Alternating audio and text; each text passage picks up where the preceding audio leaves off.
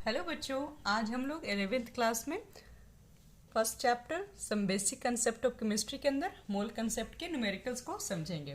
ठीक है बच्चों, चलो देखो क्वेश्चन कैसे बनाते हैं मोल कंसेप्ट के।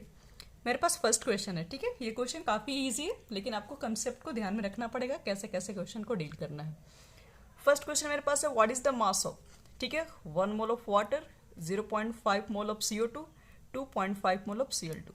ये आपके पास इतने मोल ऑफ गिवन सब्सटेंसेस है। ठीक है, आपको उसकी मास को पता करना है कितने होंगे। ठीक है, तो सबसे पहले मोल्स हमको सारे क्वेश्चन के अंदर गिवन है, तो मैं क्या करती हूँ, मोल्स के पहले फॉर्मूला को लिख लेती हूँ।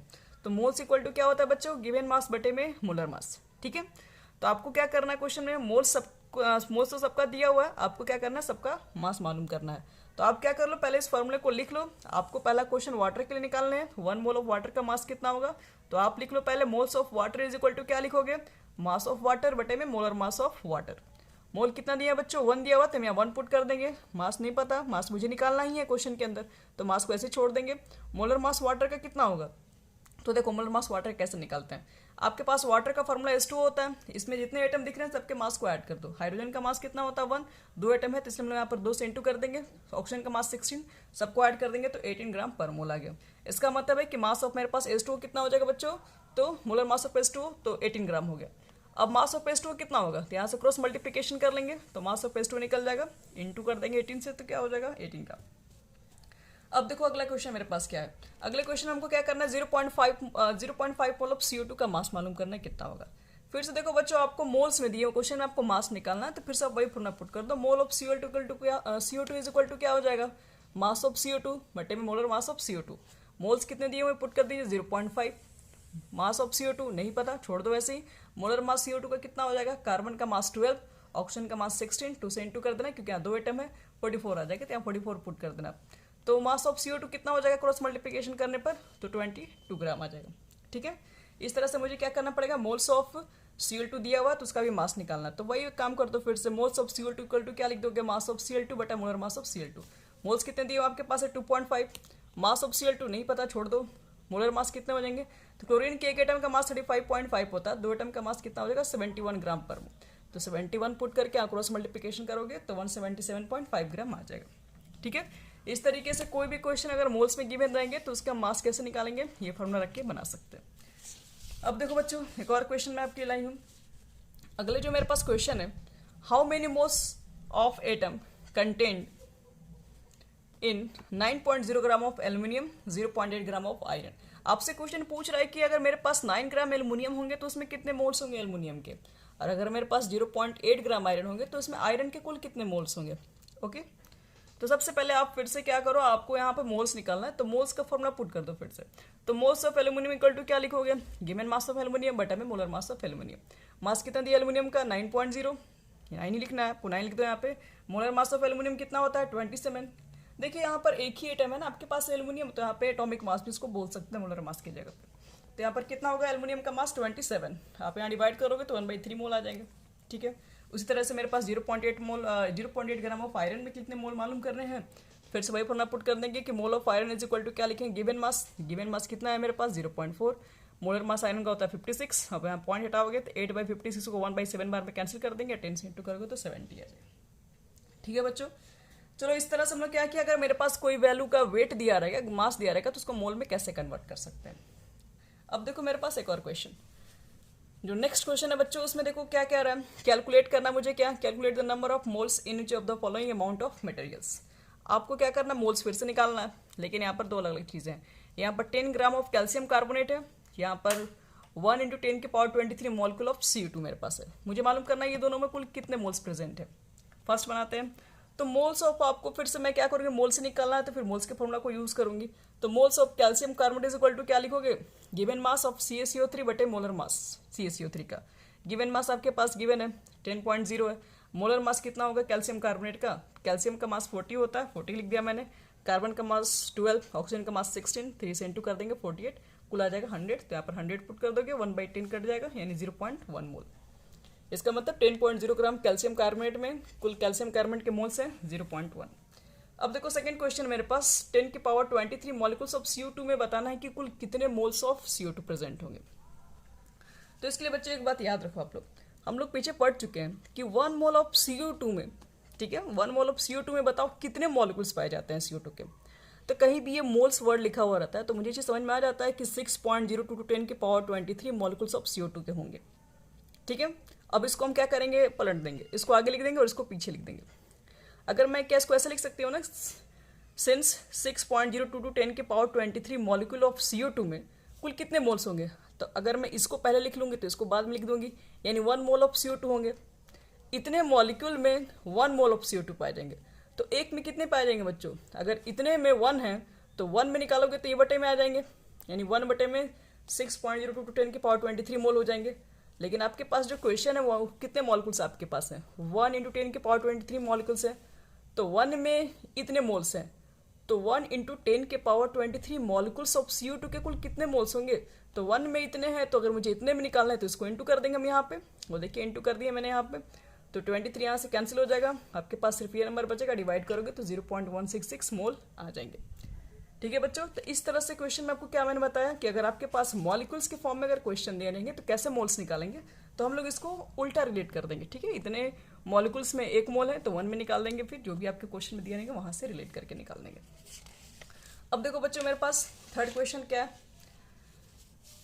देखो इसमें क्वेश्चन क्या कह रहा है, व्हाट इज द मास इन ग्राम। आपको क्या करना, मास निकालना, वो भी ग्राम में निकालना। फर्स्ट में क्या बोल रहा है, 6.02 × 10 की पावर 23 एटम ऑफ ऑक्सीजन। आपके पास इतने एटम ऑक्सीजन के हैं तो उसका मास कितना होगा। ठीक है, तो चलो इसको देखो हम लोग पहले कैसे सॉल्व करते हैं। तो पहले आप हमेशा एक बात को याद रखो कि 1 मोल ऑफ ऑक्सीजन एटम कितना हो जाएंगे। अगर मैं बोलूँ मेरे पास 1 मोल ऑफ ऑक्सीजन एटम है तो उसमें ऑक्सीजन के कुल कितने एटम होंगे। तो आपको मैंने बताया प्रीवियस वीडियो में, मैंने मोल वर्ड यूज़ कर लिया तो उसके इतने एटम पाए जाएंगे। अगर यहाँ एटम है तो एटम लिखेंगे, मॉलिक्यूल होगा तो मॉलिक्यूल पुट कर देंगे। तो 1 मोल ऑफ ऑक्सीजन एटम के अंदर कुल इतने एटम्स पाए जाते हैं। ठीक है, इसलिए हम इसको पलट के लिखेंगे। क्यों, क्योंकि देखो मेरे पास यहाँ पे मुझे मोल्स पता करना है सबसे पहले।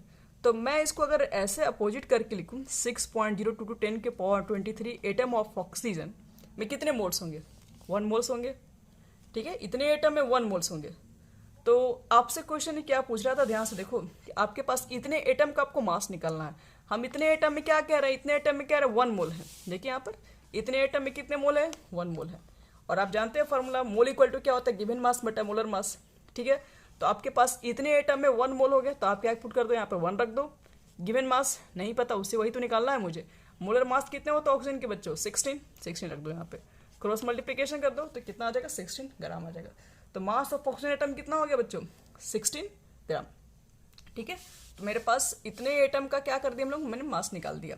सबसे पहले मालूम कर लिया मैंने इसके कितने मोल्स हैं, और फिर वही फार्मूला यूज कर लिया, moles equal to given mass बटे मोलर मास। अब देखो बच्चों अगला क्वेश्चन मेरे पास क्या है, 1 × 0 10 की पावर 23 मॉलिक्यूल ऑफ H2S।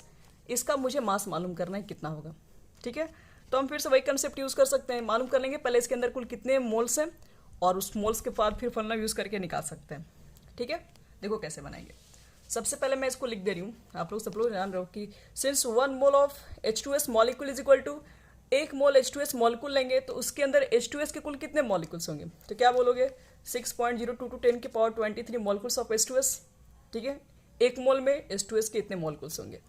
अब हम इसको अपोजिट कर देंगे, इतने मॉलिक्यूल्स ऑफ H2S में कितने मोल होंगे, 1 मोल ऑफ H2S होंगे। तो मेरे पास कुल कितने मॉलिक्यूल्स थे क्वेश्चन में, 1.0 10 की पावर 23, इसलिए हम लोग क्या करेंगे, 1 पे निकाल चुके हैं। अब हमको क्या निकालना है, इतने मॉलिक्यूल में 1 मोल होंगे। आप यहाँ पे 1 पे निकालोगे तो 1 के बटे में आ जाएंगे। मेरे पास कुल कितने 1.0 10 की पावर 23 में है, तो इंटू कर देंगे, और फाइनली ये 23 यहाँ से कैंसिल, 0.166 मोल आ जाएंगे। तो मेरे पास इतने मॉलिक्यूल्स में कुल कितने मोल है ये निकला, लेकिन मुझे मास निकालना है। तो बताओ मोल्स इक्वल टू क्या होगा, गिवन मास बटा मोलर मास। किसका मोल पुट करना है, H2S के कितने आ चुके हैं, 0.166। गिवन मास ऑफ H2S निकालना है, छोड़ दो ऊपर। मोलर मास H2S के कितने होंगे, हाइड्रोजन के मास सल्फर के मास को ऐड कर दो, हाइड्रोजन के 1 होते हैं, 2 से इंटू कर देंगे तो 2 आ जाएगा, सल्फर के 32 हो जाएगा 34, और यहाँ क्रॉस मल्टीप्लिकेशन करने पर आंसर आ जाएगा 5.64 ग्राम। ठीक है बच्चों, इस क्वेश्चन को मेरे पास बनाने के एक और मेथड्स भी है, मैं आपको भी समझा देती हूँ। जैसे कि आप जानते हैं 6.02 × 10 की पावर 23 मॉलिक्यूल्स ऑफ H2S। अगर आपके पास इतना मॉलिक्यूल अगर H2S के होंगे तो उसका डायरेक्ट मास उसके मोलर मास के इक्वल होता है। ठीक है बच्चों, अगर आपके पास 1 मोल ऑफ एटम पहले से ही प्रेजेंट है, ये 1 मोल के ही तो बराबर है, 1 मोल ऑफ मॉलिक्यूल से ही है। अगर 1 मोल से अगर आप कंपेयर करेंगे किसी का ये मास, तो यहाँ पर देखिए उसके मोलर मास के ही इक्वल होगा। तो आप इतने मॉलिक्यूल्स ऑफ H2S को इसके मोलर मास के इक्वल लिख सकते हो। ठीक है, तो यहाँ पर इसके मोलर मास 34 आएगा, मैंने यहाँ पर अभी आपको समझाया। तो 6.02 to 10 की power 23 molecules of H2S equal to कितना हो जाएगा 34 ग्राम। इसलिए हम 1 पे निकाल देंगे, तो 1 पे निकालोगे 34 के बटे में आ जाएगा। इसलिए आपके पास जो क्वेश्चन में दिया हुआ है 1.010 के पावर 23 पर निकालोगे, तो यहाँ पर इंटू कर दोगे, सब कुछ करने के बाद मेरा आंसर यहीं पर आ सकता है। तो आप तो चाहोगे आप मोल्स निकाल के भी निकाल सकते हो, हाँ, नहीं तो अगर आपको डायरेक्ट भी निकालना है तो भी निकाल सकते हो। इतने एटम का जो मास होगा, ध्यान रखना कि आपके पास अगर ये 1 मोल है, तो 1 मोल का जो आपके पास मास होगा, ठीक है, उसी को हम लोग मॉलिक्यूलर मास कहते हैं।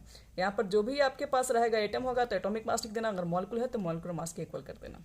ठीक है, तो अब देखो एक और क्वेश्चन इसी के अंदर, मैंने सेकंड आपको बता दिया, थर्ड के अंदर है, फोर्थ है। आपसे क्वेश्चन में क्या पूछ रहा है बच्चों, 6.02 to 10 की पावर 23 मॉलिक्यूल्स ऑफ O2, आपको इसका मास निकालना है। तो आप इसको ध्यान से देखो कि मेरे पास इतना मॉलिक्यूल्स है, इतने मॉलिक्यूल्स का मास कितना होगा। ठीक है, तो ये भी तो 1 मोल के बराबर है। अगर ये 1 मोल के बराबर है तो इसका जो मास होगा इसके मोलर मास के इक्वल होगा, यानी कि इसका मास कितना होगा, ये 1 मोल ऑफ मॉलिक्यूल्स है, 1 मोल ऑफ अगर O2 लेंगे तो इसका मास इसके मॉलिक्यूलर मास के बराबर होगा, यानी कि O2 के मास के बराबर होगा। तो कितना होगा बच्चों, तो देखो मैंने यहाँ लिख दिया 6.02 to 10 की power 23 molecule of oxygen equal to, मैंने कितना लिख दिया 32 ग्राम। क्यों, क्योंकि O2 का जो मास होगा, एक एटम का मास 16 होता है, 2 एटम लेके जोड़ दोगे तो 32 ग्राम आ जाएगा। अगर आपके पास कोई भी, याद रखना, 1 मोल प्रेजेंट है तो 1 मोल का जो मास होता है, ठीक है, 1 मोल का अगर आपको मास निकालने के लिए कहा जाएगा तो वो एटॉमिक मास उसके या फिर मॉलिक्यूलर मास के ही इक्वल होता है। ठीक है बच्चों, अब देखो मेरे पास 4 क्वेश्चन क्या था, 1.5 मोल ऑफ H2SO4, मेरे पास इतना मोल ऑफ H2SO4 का है, उसका मास कितना होगा। ये तो फिर से सिंपल क्वेश्चन है, मोल्स दिया हुआ आपके पास है, मास निकालना है, फिर से मैं वही फॉर्मूला पुट कर दूंगी। Moles of H2SO4 equal to क्या लिख दूंगी, गिवन मास ऑफ H2SO4 बटे molar mass of H2SO4। Moles आपके पास 1.5 है, गिवन मास नहीं पता है, निकालना है, मोलर मास H2SO4 का आप निकाल सकते हो। सबके मास को ऐड कर देना, हाइड्रोजन का मास 1 होता है, 2 से इंटू कर देना, सल्फर का 32, ऑक्सीजन का 16, 4 से इंटू कर दोगे 98 आ जाएगा। ठीक है, तो मास ऑफ H2SO4 निकालोगे तो क्रॉस मल्टीप्लिकेशन करोगे तो 147 ग्राम आ जाएगा। ठीक है बच्चों, तो इसी तरीके से आप मोल कंसेप्ट के क्वेश्चन को अच्छे से समझ के बनाओगे तो बहुत सारे क्वेश्चन आपसे बन जाएंगे। ठीक है, नेक्स्ट वीडियो में आपको मैं बताऊंगी कि कैसे मोल कंसेप्ट के क्वेश्चन को बहुत ट्रिकी वे से बना सकते हैं। ठीक है, थैंक यू।